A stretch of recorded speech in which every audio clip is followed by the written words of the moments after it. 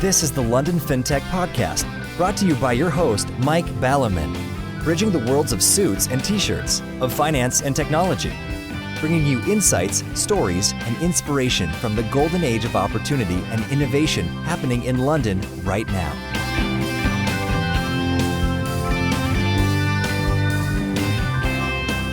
Hi, this is Mike Ballerman, and this is London FinTech Podcast, episode 133, brought to you in association with Smart Pension. And today we're joined by Ellis, Seder, CEO of Santa Monica Talent, to talk about a topic we haven't specifically covered before, but which I'm sure is of interest to many of you, the tech labour market. If you're in it, are you underpaid or overpaid? If you're not in it and wish to get in it, how do you do that? Will you find happiness ever after? Santa Monica Talent helps startups scale up and build out teams in many sectors, of which FinTech is one. One of the feathers in their hat is helping super well-known digital marketing and social media superstar Gary Vaynerchuk build out VaynerMedia in London. Ellis himself has spent many years in Asia in the recruitment world, so speaks from a depth of experience. Many of his suggestions apply to all our careers. As he told me the other day, LinkedIn isn't supposed to be a CV. Oops. No wonder I live in a cardboard box, only coming out occasionally to podcast. So if you want to live in a palace and not living in a cardboard box, listen up. Plenty to talk about. So let's get on with the show. Hi Alice, thanks for joining me today. Hi Mike, how's it going? So in terms of picking a topic, you said you weren't interested in football. And then you demonstrated your lack of interest in football by indicating that you're a season ticket holder at Arsenal, which is clearly a good proof of having no interest in football, he says, as an ex-Aston Villa fan. But maybe you take a different view. Yes, it has been suffering now for, I think, 12 years. Not much fun for the Arsenal fans. I mean, when we look over the road at Spurs and Chelsea. But let's move on to more fun topics. So let's not actually, because I like making people squirm. And it's the only part of the podcast where I can actually sort of get my own in, because then we go into stuff where you know and I don't. So is it all the fault of that sort of French chap or the board? Or if I put you in charge of Arsenal tomorrow, how would you turn it around on a 5-year plan? Well, we won't mention the French gentleman's name. Unfortunately, he overstayed his welcome. But football's very cyclical, and right now Spurs are going through their glory years, even though there's no trophies in their cabinet. And it might take 3 to 5 years to rebuild this Arsenal team. But I don't think the owners have the same agenda as the fans, really. If you look at how they run the club, it's all about maximising profit. And if that means finishing 6th and spending 40 million and having profits of 100 million, then that's fine for them. They don't need to spend 300 million to finish 3rd. So I think the Arsenal fans have to accept that for the moment. Yes, that's interesting actually, because as I mentioned before on the podcast, when I supported football or the Villa back in the 70s, wages were so low that even centre forwards who scored lots of goals, when they retired, would have to go off and run a pub because they had no money. Yeah, it's true.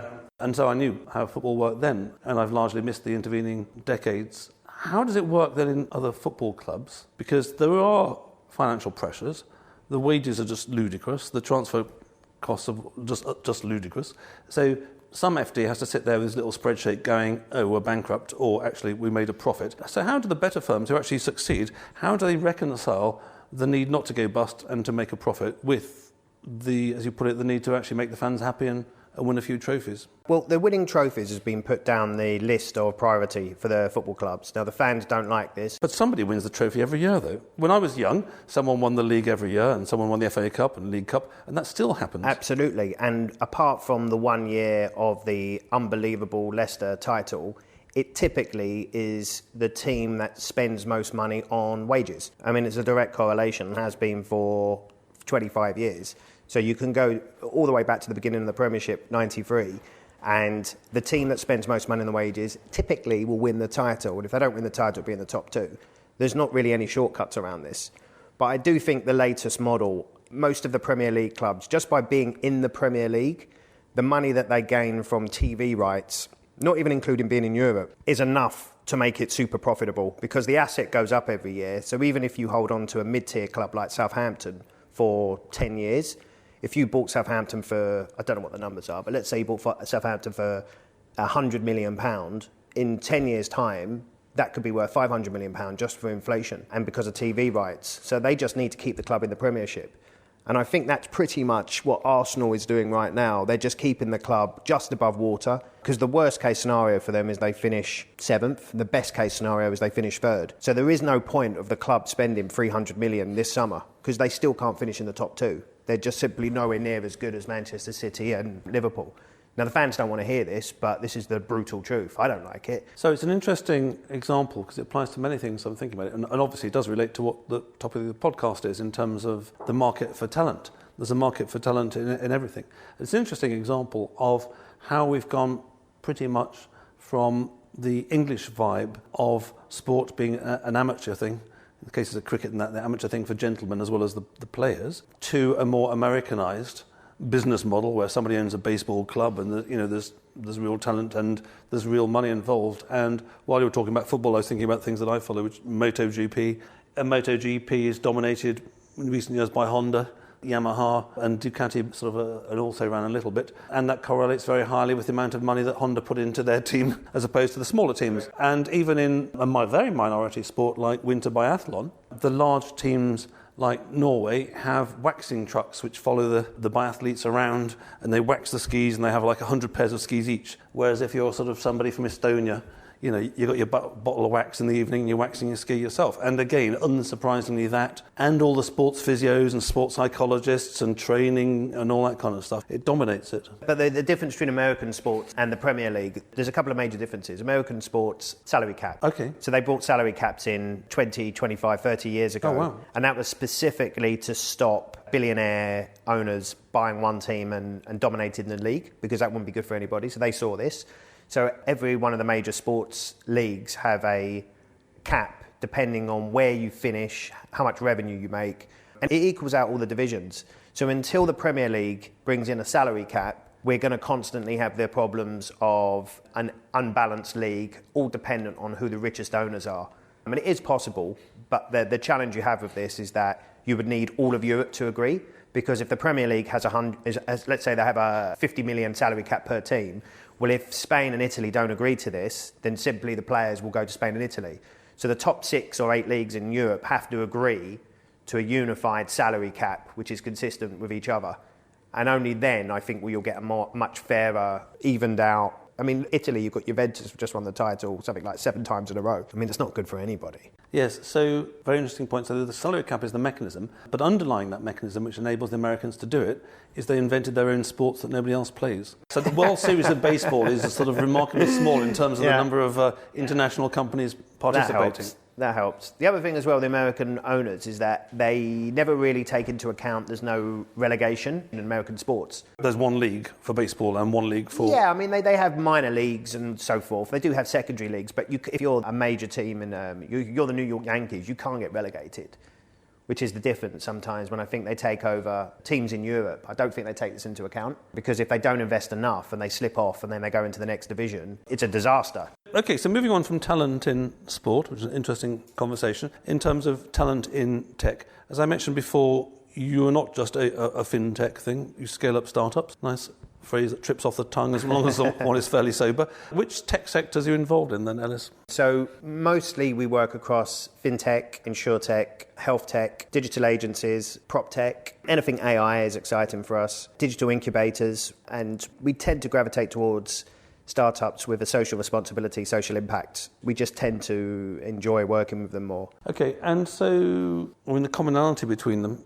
is that they're all kind of tech, but then everything is in the modern world. How much does the sort of culture differ between the different ones? I assume, knowing nothing, that for the sake of argument, biotech is a bit sort of sciencey, because you need to know a little bit about molecules or something like that. So that might be a different vibe from, shall we say, fintech, or insurance tech's a good example in insurtech, which is obviously insurance-y people. What you will typically find is the insurtech startups are more corporate than, say, the fintech startups, and then way, way more corporate than a health tech startup. What you tend to find with the health tech companies is people will take a lower salary because they are involved with doing something good 5 days a week. Not all the time, but the health tech companies we've worked with, they can be quite nice environments to work in.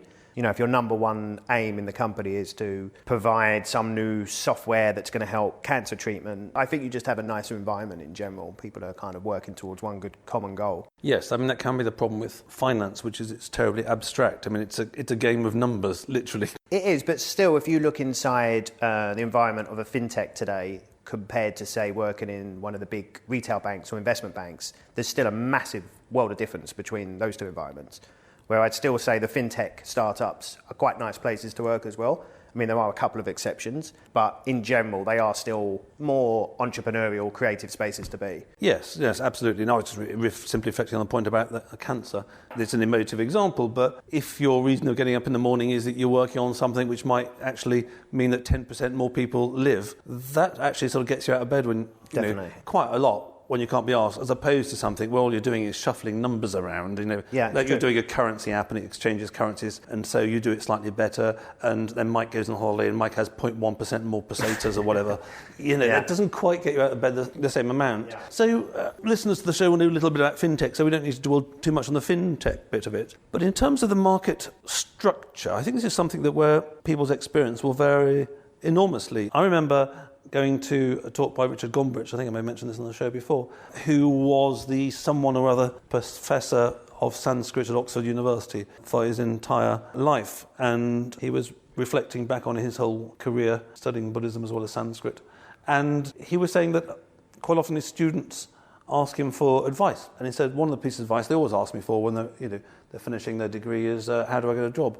And he said, why they ask me, I don't know, because I'm the last person to ask, because I only ever had one job in my life, which was this one, and I wrote a letter to the college saying why they shouldn't appoint me. I was just completely the wrong person, and I got it. So that was that's quite a while ago. That'd been about 15 years ago. So that's someone who's been working for. So that's probably 50s. He was getting that job. So in the old school, you could write a letter to someone saying actually why I'm Mike Ballam, I'm completely unqualified for this, and you get given it because the other person knows better. The world has changed a little bit from the 1950s, where you write letters saying why you're not qualified. Everyone these days has got this sort of, we'll come back to LinkedIn stuff and all that, is supposed to promote themselves in this much more sort of American way. But in terms of the structure of the market, there is still the direct approach, like Richard Gombrich, you write to so-and-so. Oh, actually, I think he was approached, but he wrote to them saying, why not?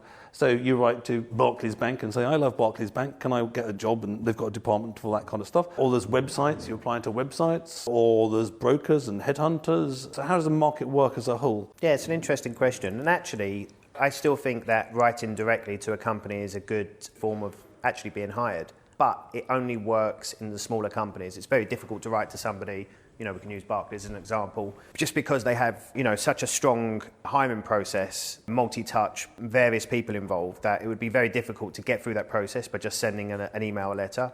But I do think it's a good advice if you want to work for a fintech startup, which is maybe under 100 people. If you sent a personalised message or letter even to the founder, I'm sure you'd get a response as long as it was something that was sensible and, hey, look, this is my background, this is what I have been doing, I understand you could be looking for some of my skill set. I do think that's a good way to actually look for a job. It is a bit more old-fashioned, but it's going to get through the noise. It's a good point, it still exists, and I was trying to remember, and it's completely gone out of my mind. I watch too much like you on YouTube and that kind of stuff.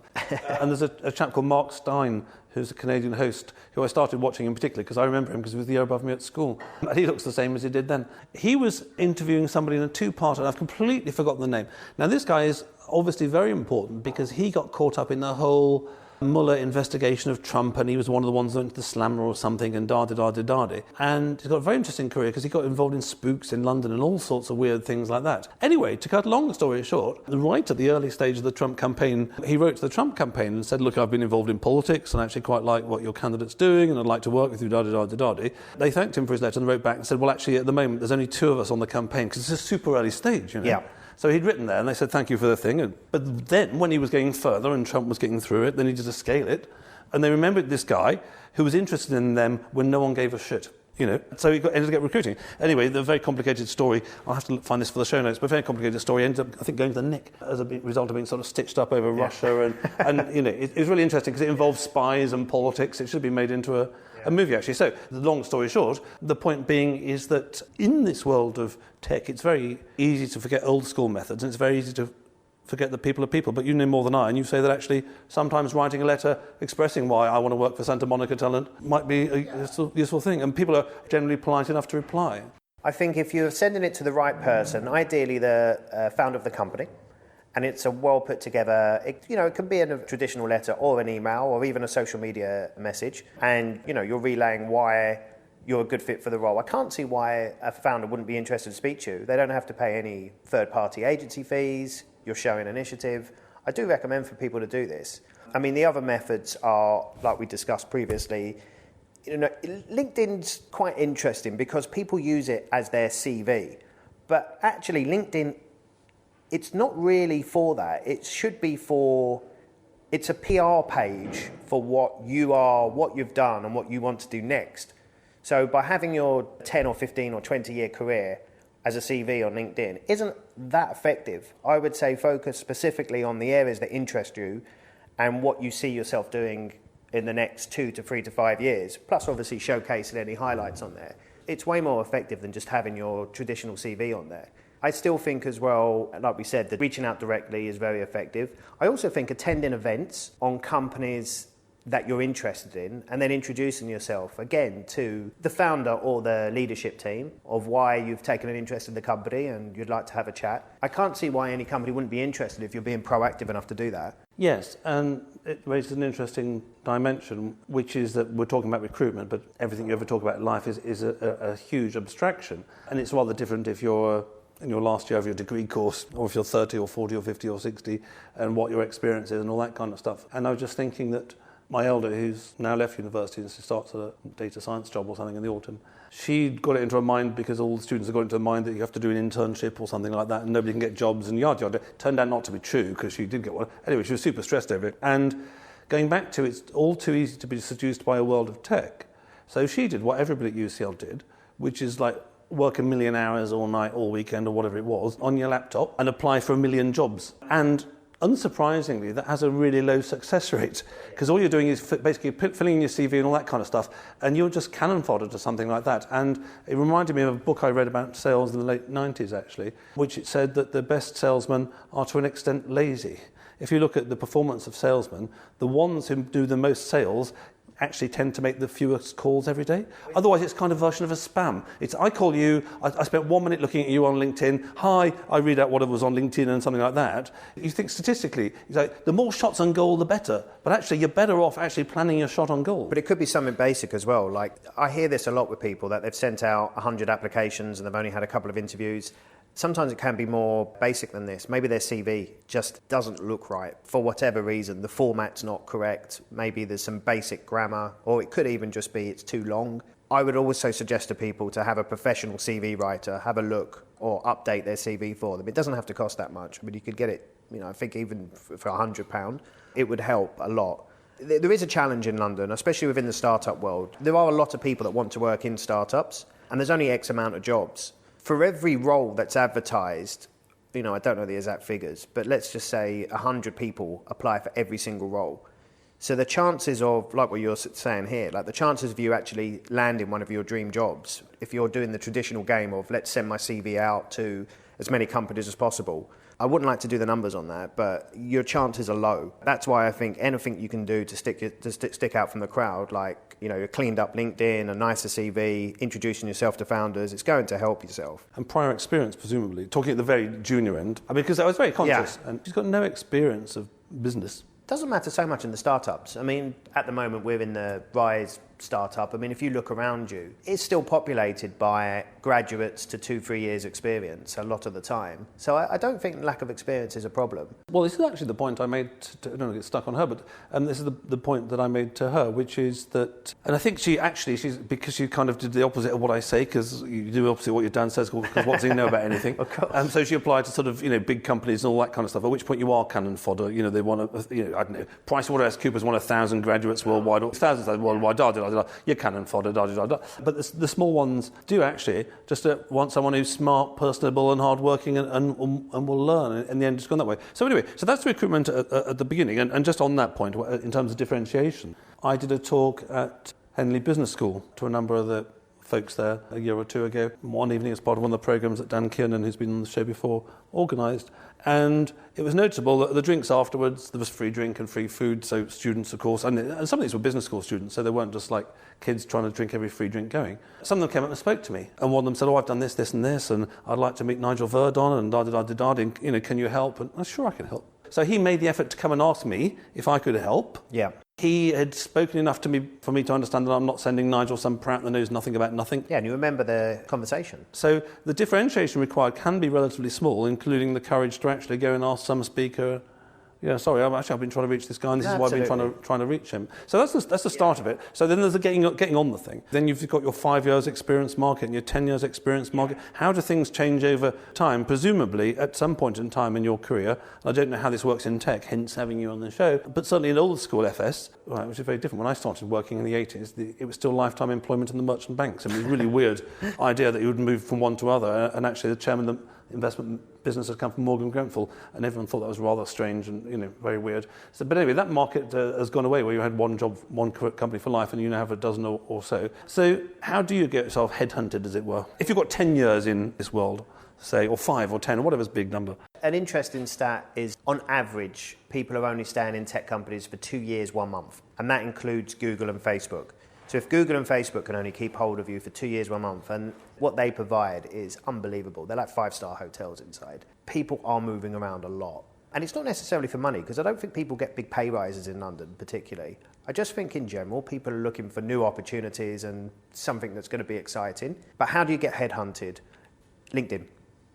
It really is as basic as that. So the fact I've never been headhunted in my life is a reflection of my LinkedIn profile. Well, possibly, because think about how LinkedIn works and how either the in-house recruitment departments or agencies or HR or founders directly, it's very SEO friendly. So they'll be searching on LinkedIn on keywords. So they're looking for a sales director with SaaS experience, with fintech experience. So that's what they'll be typing in. So if you don't have that screaming on your LinkedIn profile, you won't be coming up in the searches. So if you are looking to be headhunted, updating your LinkedIn with as much SEO-friendly keywords as what you want to do next, and also ideally some thought leadership articles, not every day, but so you come into people's first connections. That's pretty much how to get headhunted. Also, speaking at events, I think that one of the good things about the tech startup scene, it's very visual. There's events on, especially in London, there's events on every day. You can go to 2 or 3 events a day if you wanted to. So being on stage and talking about your specific area of expertise, that's going to get you noticed. Yes, it's interesting because people don't always do the kind of almost obvious or right things. So example is, it was 2 weeks ago, I had to sit through and pile through 250 emails which have been incoming with folks who wanted to be on the show, some applying directly, some PR companies, etc.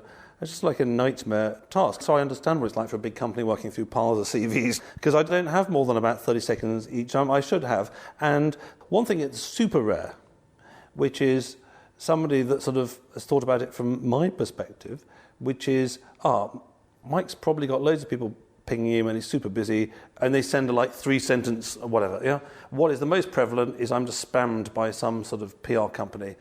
Our client, friend of the president, friend of the Dalai Lama, God's right-hand man, has founded every tech going in the world, swam the Atlantic, yada, yada, yada. He's in London, would you like to interview him? They haven't even noticed that on the bloody website it says London FinTech Podcast, the sort of spammy one where they're sending it out to millions.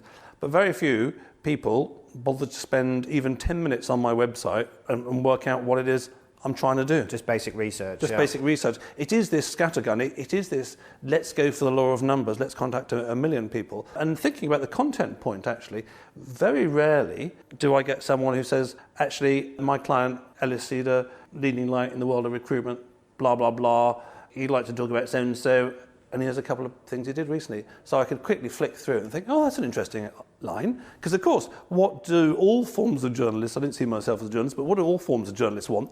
They want something interesting and new to talk about. Yeah. And, so even something as simple as pinging me, saying, look, he wrote this, and I might think, that's complete bollocks, don't want that guy, but at least I know, or, that's really interesting, I hadn't thought of that before. But I don't think people are taught this anyway. We've done a couple of shows at some of the London business schools for the recent MBA grads. One thing that's noticeable is that they're not taught how to get a job. It's quite interesting when you speak to them, because they're obviously super smart, but then no one sat down with them and said, and this is how you get your job once you have your MBA.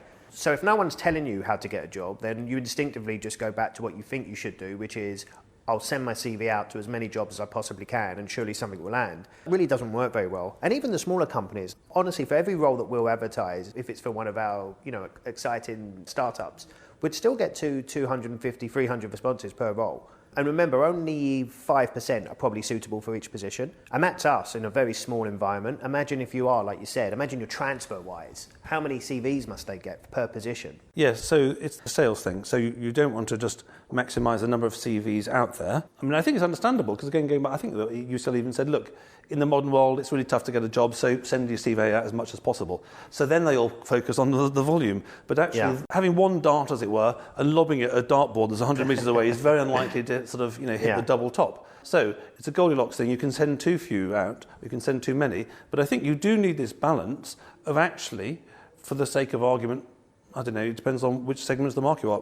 For the sake of argument, research them at least for half an hour or an hour. Provide some content, as you say, some presence in the marketplace. You can also A/B test it as well. I mean, like you would any digital marketing campaign, A/B test your CV, what you're saying in the email, who you're targeting. It certainly wouldn't hurt as long as it's the message is consistent. Okay, so those are some ideas about how to get recruited. I mean, it sounds like, Ellis, not to create work for you, but you should run a few seminars and workshops yourself.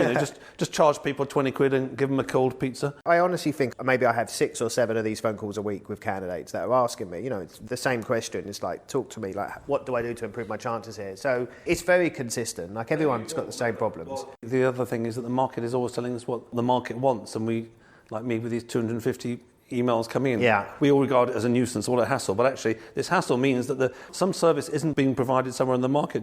We're in the Barclays Innovation Warehouse today. There's no reason you couldn't run a seminar every quarter, just charge $10 on the entrance, up to 100 people telling you what to do with your LinkedIn, how to get jobs and all that kind of stuff, because there's very few people out there who have perfected it.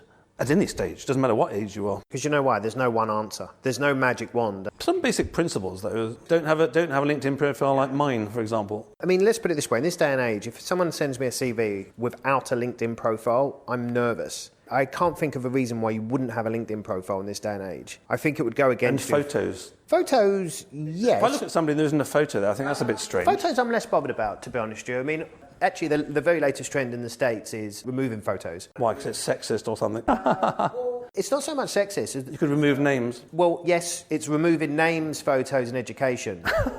No, I'm serious. It's unbiased hiring. I'm sure you are. I'm just laughing at the world. It's clown world, Hong Kong. It's unbiased hiring. So hang on, one second. Yeah. So I wouldn't be... I'm unbiased, and I'm not joking because I've seen this in the civil service or heard of it in the civil service. I don't want to be biased by whether you've got any fucking experience in this at all and know some shit. Well, no, there has to be experience for the role, but I think what they've found in the States is people were getting jobs depending on not so much for their background and skill set, but where they went to university and do they look the right fit for the company in regards to, name and address. So if you eliminate that, surely you should have a more even playing field. It's a very controversial subject, We're talking about the difference between equality of opportunity and equality of outcome if we're not careful. Yeah. And so, look, I've never recruited anybody in the States. I've never worked in the States. But other things being equal, I would assume that someone who went to Harvard has already been prejudged and has a certain standard of education which is better than anywhere else. Because why would you pay all the money to go to Harvard and all that kind of stuff unless it gave you an advantage? You can't equalise the world. As Thomas Sowell has pointed out, people aren't equal in a family.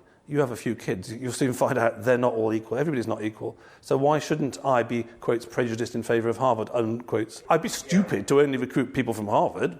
It's been tried and tested that the more diverse your workforce, the better results you have. I'm very sceptical of this word. Diverse means? Well, it can mean anything, really. I mean, let's put it this way. If you walk into an office and there's 25 people, let's just use as an example, young guys, they've all similar background, they've all got similar education. It's going to be very difficult for that company to scale up in the future because when anyone from outside of that background walks into the office, they're going to be very uncomfortable. Plus, it's been tried and tested. You don't get the best outcome or results. Everyone's got the same views. Everyone's got the same issues. If one person's got one problem, they've all got the same problem. They're just not ideal environments to be in. I think we can agree that if you've got an environment where there is no diversity of thought, of course, one of the things which is pushed by the people who claim to push diversity is utter uniformity of thought and utter conformity. There is one set of things that you must believe and you can't say anything else.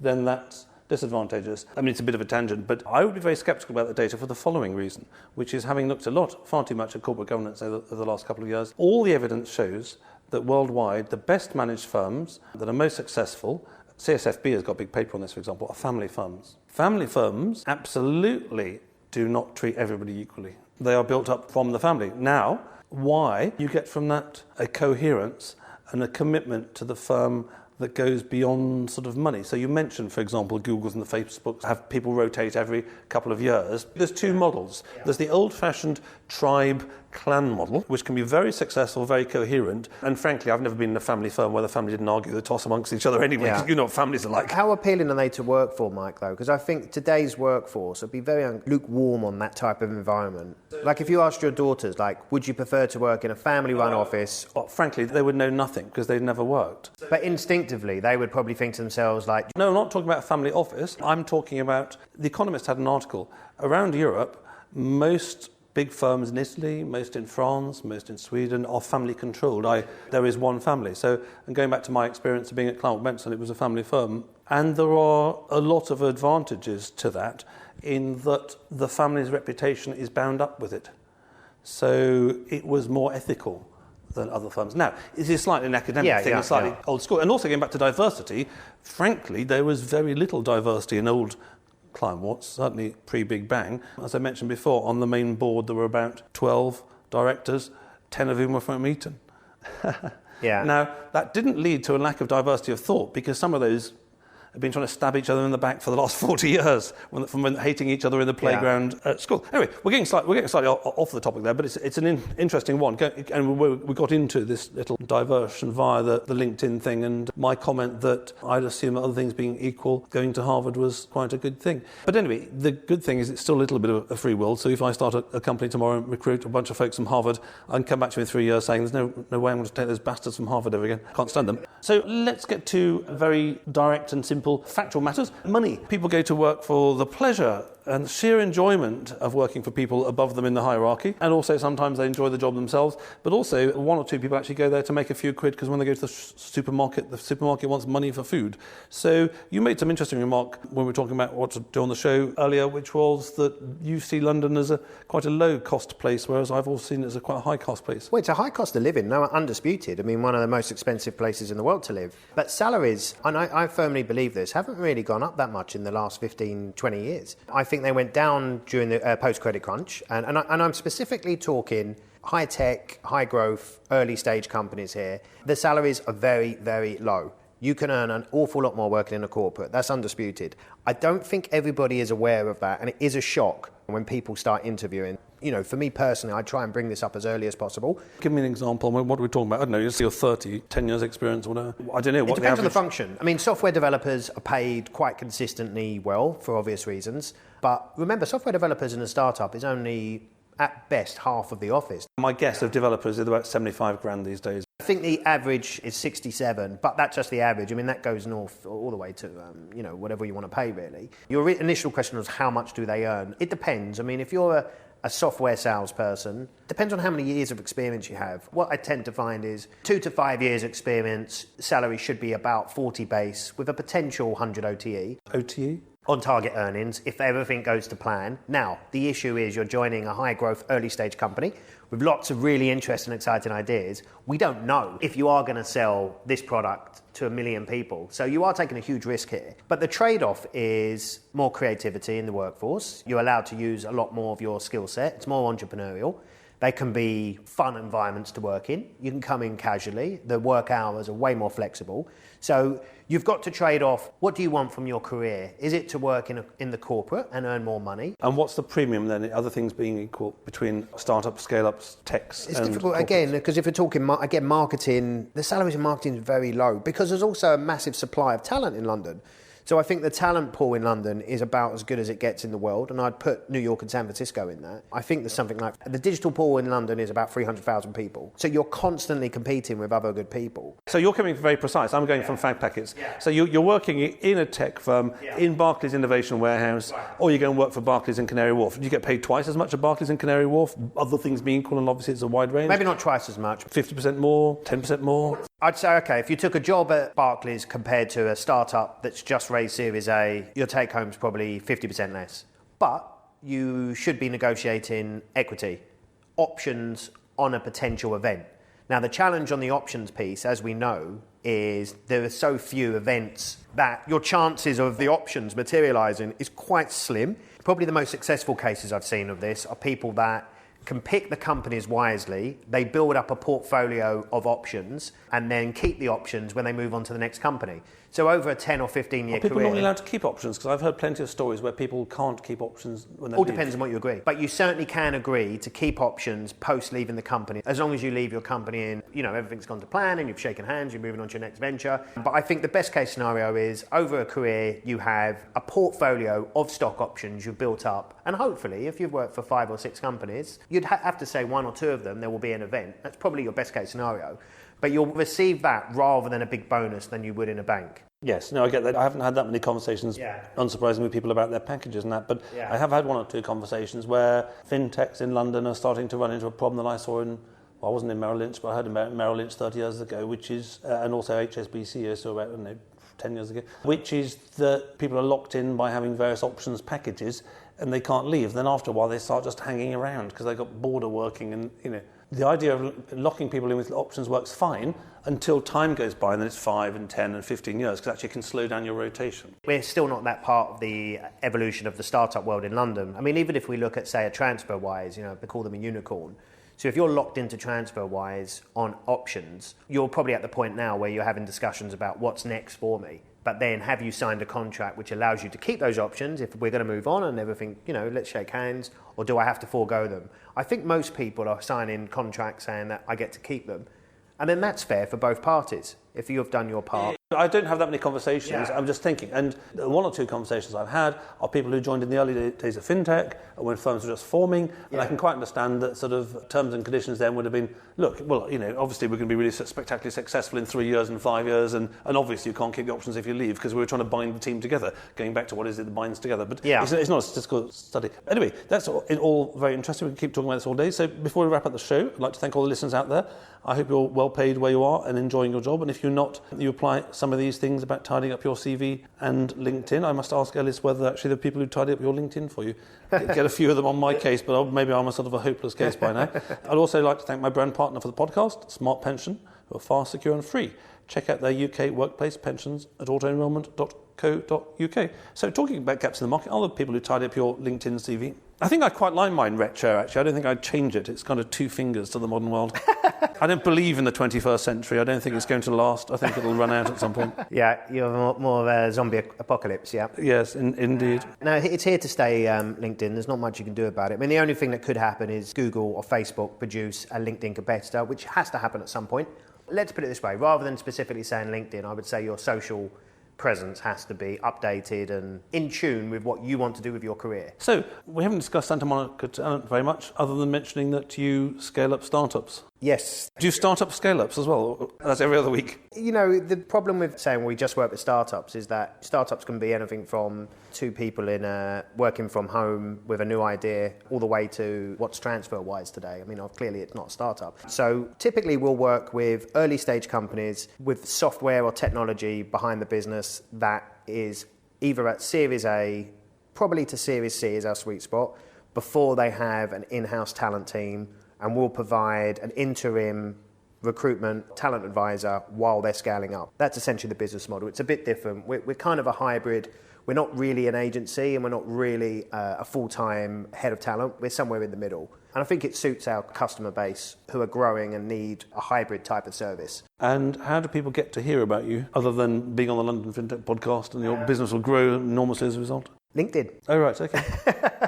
Please send me a DM on LinkedIn. Always happy to talk to people. We love speaking to all sorts of early stage companies. I like hanging out with the fun early stage companies and entrepreneurs. It's just a nice environment. And I've also I spent 10 years working with investment banks. That was in the Asia Pacific markets, and that was a more traditional headhunting role, working with IBs for 10 years.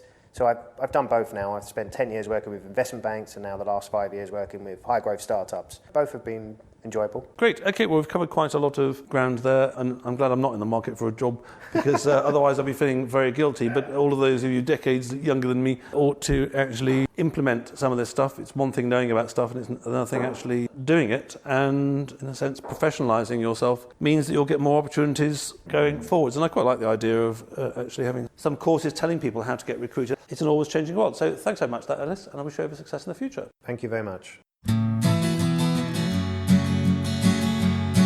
Thanks for listening. If you have consulting, advisory/non-exec, or media needs in the FS or fintech space, get in touch with me at mike@londonfintechpodcast.com.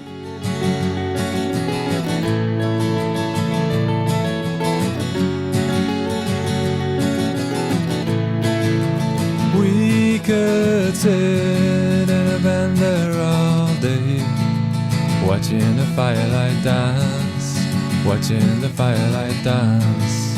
We could walk in the mountains before dawn, watching a happy moonrise, watching a happy moonrise.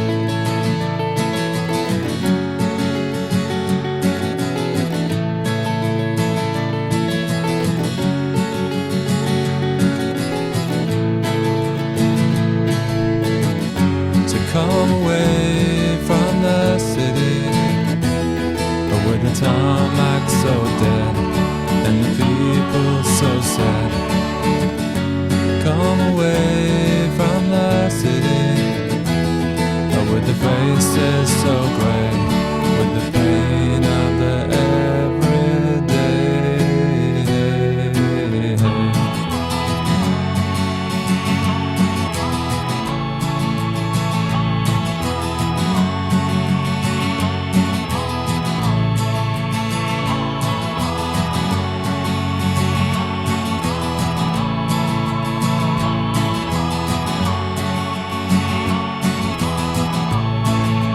We are wild like the mountains and the trees.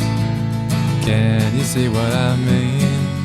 Can you see what I mean? We fit in between the earth and the sky. Kiss the city goodbye, wave the city goodbye, wave the city goodbye. The city goodbye. Watch the firelight dance with me. Watch the firelight dance with me. Watch the firelight dance with me. Watch the firelight dance with me. Watch the firelight dance with me. Watch the firelight dance with me. Watch the firelight dance with me. Watch the firelight dance.